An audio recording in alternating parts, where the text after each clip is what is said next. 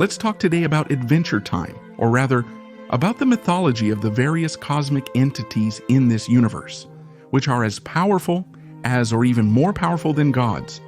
So leave a like, subscribe, share the video, and let's talk about cartoon mythology. Who's here? Adventure time! Let's start with this tongue twister here. Grob, gob, glob, grod. What? Me? You see me that well? Yes. I am Glob. Okay. He is one of the entities that used to stay on Mars, which, interestingly, ended up becoming kind of an Olympus in this universe because there are some entities there. He has a form that's both human-like and weird, which is typical for Adventure Time. And there's Tron, who has arms but also has 4 heads or 4 faces, which resembles some characters like the Living Tribunal, who actually looks a lot like him. And it also reminded me of Brahma, the Hindu god, who has 4 heads and is responsible for creating the world. But these 4 heads of Globy, these 4 faces, it seems like they don't exactly depend on the body, since at a certain moment they appear floating. And what seemed to be his head, what looks like a jewel or a ruby there, is actually a helmet that he uses to hide his baldness, let's say, caused by Magic Man. In fact, he used to have pretty cool hair. Globy also fits as being a kind of god or something like that in Adventure Time, since he has a sort of religious role in the land of Oo. In fact, in some episodes, the so-called Globe world is mentioned, like that episode with Jake's prophetic dream, where he said it would be a death dream, where he was supposedly in space with a banana man, or half of a banana man because he's tiny, and a rocket. But this mention happens more in English because in Portuguese they call the place Lumpy World. I don't know why. Oh. Glob has the power of telekinesis. He survives in the vacuum of space, can drain magic, and has several other abilities, including kind of a blue fire sword that he even uses to banish Orgalorg to Earth. In the Astral Plane episode, he saves everything by sacrificing himself against a comet. Abraham Lincoln is also one of the entities that lives on Mars. Actually, he would be the king of Mars. As his name suggests, he is basically the real-life Abraham Lincoln, just adapted to the Adventure Time universe. He wears a suit and is also quite tall, but interestingly, he doesn't wear his famous black top hat. And unlike other characters, Lincoln has 5 fingers on his hands, and from what I saw, there's an Adventure Time short where he also appears, and he's quite different. He's much bigger, wears a kind of brownish, weird suit, and his head has a yellow light around it. He always appears sitting at the top of a throne, which is engraved with the symbol of Mars, which nowadays we also use to represent the male gender in popular culture. This symbol can also be found in the arena where Lincoln is sitting nearby. In one episode, he sacrifices himself by trading his immortality to save Jake's life, who had died accidentally. And then Lincoln turns into a statue and stays there for all eternity. And this statue is a clear reference to the real Lincoln statue. Yeah, the king of Mars saved. You! Yeah, but at what cost? Oh, no! The cosmic owl is an entity that, as the name suggests, is cosmic and is well known in the land of Oo. Basically, she appears in dreams, and all the dreams she appears in end up being classified as prophetic. One of her first appearances is with the Ice King. After he gets kicked by the Lich, the king asks the owl why people don't like him. And the owl responds, being very honest, that he would be a sociopath. The Ice King then doesn't care and calls her a nerd. In the episode New Frontier, which I already mentioned here, she appears to Jake in the dream where he thought it would be a premonition of his death. She shows up really quickly at the beginning, and then there's just that basic little confusion. The cosmic owl appears in the famous Puhoi episode, on Finn's television flapping her wings while Finn laughs hysterically for an unknown reason. In Jake the Dog, the cosmic owl is portrayed more casually, visiting Prismo as if they were good friends.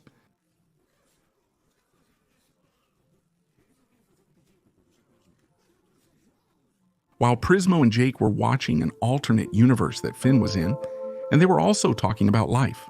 I know that the creation of the owl might have been something pretty random, but it gave me the impression that it was inspired, for example, by Athena.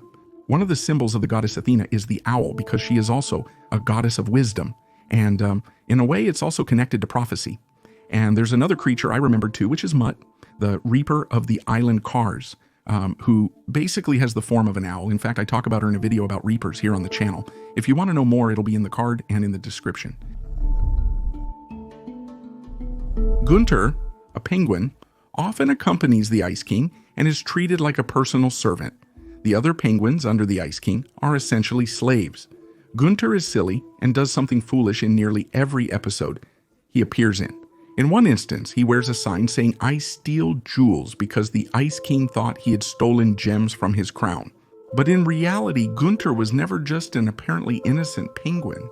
In the episode literally called Orgalorg, it starts with the Ice King doing some crochet. He grabs a cheesecake that has, I don't know, something in the middle, some spray, I don't know what it is. He picks up Gunter and starts eating the cheesecake in front of him until Gunter gets annoyed, shoves the whole piece into the Ice King's mouth, who ends up falling asleep, and then a kind of penguin party starts. But during this party, Gunter has a vision of the Catalyst Comet.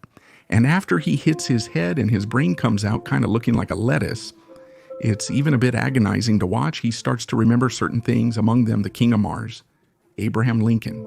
Gunter then performs a kind of ritual with some wooden boards and sends a signal to a faraway planet, where the inhabitants say it was a sign from the so-called Orgalorg. Orgalorg was a very ancient being, much older than Earth itself. He was always trying to get more power for himself. When he tried to take the yellow Catalyst Comet, he ended up being defeated by Glob and fell to Earth and took on the form of Gunter. He even went through several eras of Earth, through Egypt, Greece, and he was even a television actor.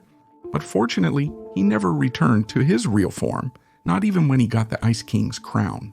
And that's when he became the Ice Thing. I have to say, Orgalorg really reminds me of Lovecraft's Yellow King in Nyarlathotep, because just like Nyarlathotep, he went through several eras of humanity. To learn more about Hastur and Nyarlathotep, check out my video featuring both of them on this channel.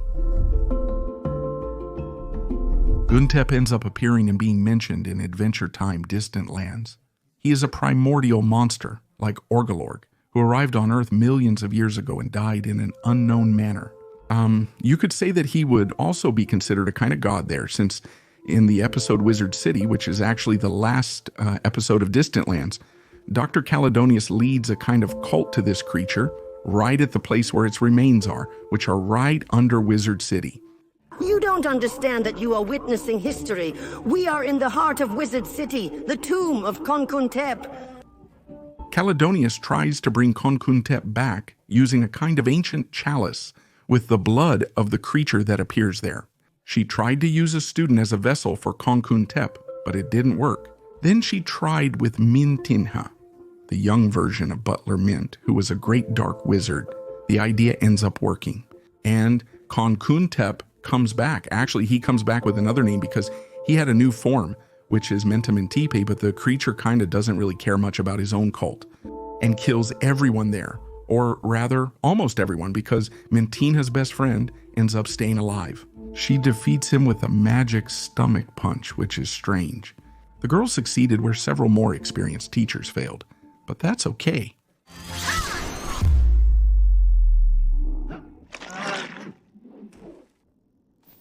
Kokontep's original appearance looked more like a humanoid being, giant, yellow, and furry. In the center of his face, he has two pairs of eyes. Interestingly, it actually reminded me a bit of Orgalorg himself. Prismo, the Wishmaster, or simply Prismo, is a wish granter who, surprisingly, in one of the episodes, it is revealed that he is actually the projection of a man who is sleeping. Prismo, an older man, possesses one of the most overpowered abilities ever seen, the power to create realities. He's friends with several other cosmic beings, like the Cosmic Owl, the party god Death, and Glob. In an episode called Wake Up, he sends Finn and Jake to recover his mortal body to wake him up, thus committing a cosmic crime and summoning the Guardian of the Citadel, so that they could go to the Citadel and find Finn's father, who is Martin. Prismo explains that he will end up disappearing when his mortal body wakes up. He thought he'd return when the body fell asleep after a millennium. Sadly, the Lich discovers this. He opportunistically wakes up Prismo's mortal body and reduces him to ashes, thus killing Prismo completely. But then Jake, through a kind of crazy ritual with time travel and who knows what else, he ends up becoming the old man who dreamed and created Prismo. Despite all this, despite Prismo being extremely overpowered, he is not the most powerful being in Adventure Time, since in Fiona and Cake he gets scared to death of the scarab. Prismo reminds me a bit of the Djinn, or genies, since he lives in a container, even if that container is a giant cube. In the Adventure Time universe, there are two versions of Death. One is rather weak, while the other appears to be a highly masculine figure. Neither of these Deaths has as cool a design as Death from Regular Show, who besides being a biker, has a huge arm. Death first appears in the episode Death in Bloom. Finn and Jake visit the Land of the Dead to retrieve Princess Bubblegum's plant. They later return there to recover Jake's memory. And with that, a sort of musical battle ends up happening between Finn and Morty, which Morty wins, and he only doesn't kill Finn because he knew Peppermint Butler. Morty and Jake share a big kiss. This Morty has basic Reaper powers. He takes souls, resurrects people, and creates force fields. But ironically, he also dies in the end. And he's killed by his own son, whom he had with life, and that son ended up becoming the new Morty. This new Morty appears in Distant Lands in the penultimate episode as his villain. But actually, he was or had been manipulated by the Lich. To stop the cycle of reincarnation, the Lich's way of ending the entire life cycle on Earth. Unlike his father, this Death is pretty much a jerk, selfish, and kind of a dictator in the Land of the Dead. Life is an entity that first appears in an adventure, time special called The Gifted Death Reaps Giving, where she clearly has a relationship with death. Life takes the appearance of two green snakes spinning around each other, one lighter and the other darker. The snakes' heads meet and always look directly at each other, no matter the moment, even while they are talking to someone else. Both have yellow cat-like eyes and their pupils are red.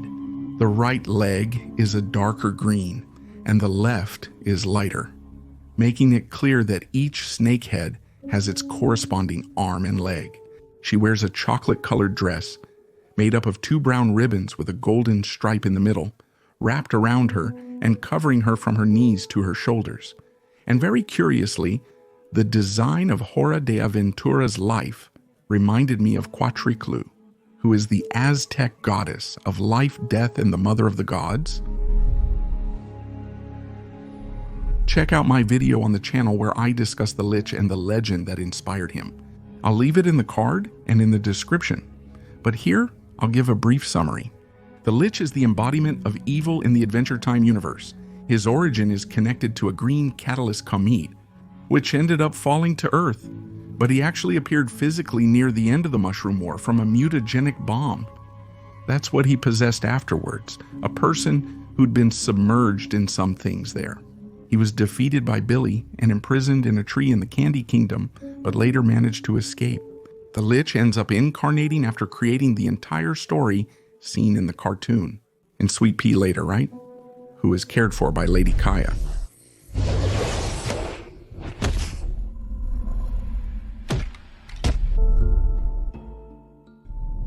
Finn, although he's called human for most of the cartoon, isn't that human after all. Throughout the series, he starts having some visions of his past, like that woman who even appeared as a ghost in the beginning. We then find out in a conversation with a purple catalyst comet, which I have no idea what that means, but anyway, it talks. And it says that just like the Lich has a cosmic origin in the catalyst comets and represents all evil, Finn is basically the same thing, except he's connected to the blue catalyst comet and would represent all goodness. I was kind of you. I fell to Earth and became a butterfly, something like that. I think it was something random and absurd. I've already talked about Golby here too, but to sum it up so I don't leave it out, Golby is the evil entity and the personification of chaos and disorder. He lives in a very unknown dimension, and served as the main antagonist in the last arcs of Adventure Time. And he ends up being the main character in the spin-off too, right? In Fiona and Cake, Golby is summoned to the land of Oo during a major battle at the series' end. Golby's immense power and intimidation cause both sides to unite against him. However, Golby proves too powerful to be defeated despite their combined efforts. And everything was only resolved when the Ice King's girlfriend Beth ended up sacrificing herself and merging with him, becoming a new entity known as Golbet. So, I can't really tell you exactly what the inspiration for Golby was, for his creation. But his first form, when he appears sitting, really reminded me of Hindu gods because of the lotus position. But that's just a guess. So let's talk about Marceline's father and the ruler of the Nightosphere, which is one of the many realms that could be considered a type of hell in Adventure Time. He's an extremely powerful and immortal demon, and he's extremely evil. He also likes to consume other people's souls, but he doesn't really like to leave his realm, the Nightosphere. I can't say for sure, but to me the relationship between Hudson and Marceline really reminds me of Raven and Trigon.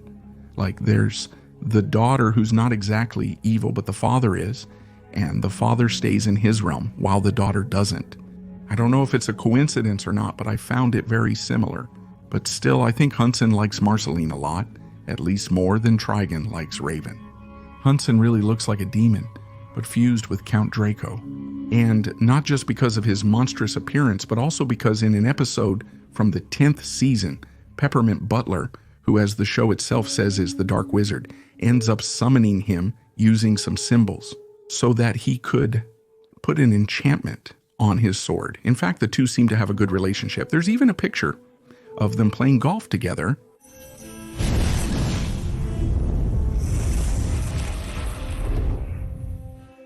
Hansen can steal souls. He's literally immortal. There's no way he can die. He can shapeshift, regenerate, and grow to enormous sizes. He's extremely strong and flexible, and can bend his body in various different ways, making him extremely skilled in any type of combat. Despite that, even he, when he sees Gunter, says that the penguin would be the most evil thing he's ever encountered. He asks for Gunter's soul, and Gunter asks for his soul. Hansen then tries to take Gunter's soul, but Gunter simply slaps Hansen's face and he gives up.